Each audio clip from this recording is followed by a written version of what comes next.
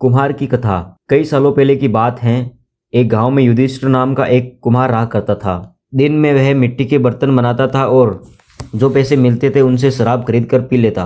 एक रात वह शराब के नशे में अपने घर लौट रहा था। वह इतना नशे में था कि ठीक से चल भी नहीं पा रहा था।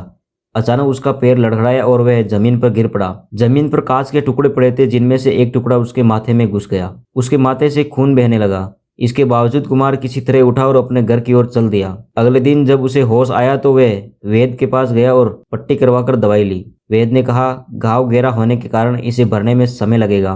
पूरा भर जाने के बाद भी घाव का निशान नहीं जाएगा। इसके बाद कई दिन बीत गए।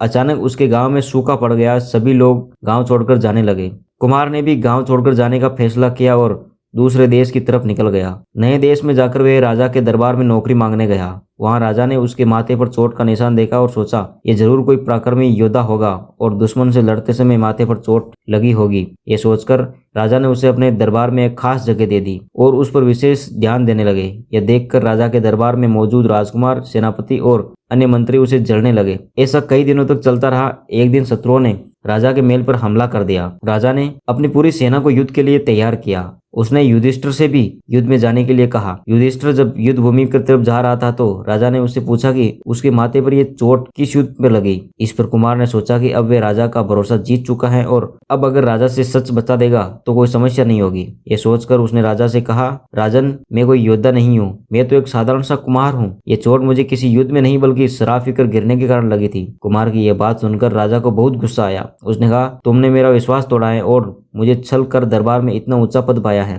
निकल जाओ मेरे राज्य से। कुमार ने राजा से बहुत मन्नतें की। उसने कहा कि अगर उसे मौका मिला तो युद्ध में राजा के लिए प्राण भी दे सकता है। राजा ने कहा, तुम चाहे जितने भी वीर पराक्रमी हो, लेकिन तुम शूरवीरों के कुल से नहीं हो। तुम्हारी हालत शेरों के बीच रहने वाले उस गीदड़ की तरह है जो हाथी से लड़ने की जगह दूर भागने की बात करता है। मैं तुम्हें जाने दे रहा हूँ, लेकिन अगर राजकुमारों को तुम्हारा राज पता चल गया तो वो तुम्हें मार डालेंगे। इसलिए कहता हूँ कि अपनी जान बचाओ और भाग जाओ। कुमार ने राजा की बात मानी और तुरंत उस राज्य को छोड़कर चला गया। कहानी से सीख क्या मिलती है वो भी सुन लीजिए। इस कहानी से ये सीख मिलती है कि इंसान की असलियत ज्यादा दिन तक छुप नहीं सकती। एक न एक दिन राज खुल ही जाता है। धन्यवाद दोस्तों। अगर स्टोरी अच्छी लगी हो तो चैनल को सब्सक्राइब करें।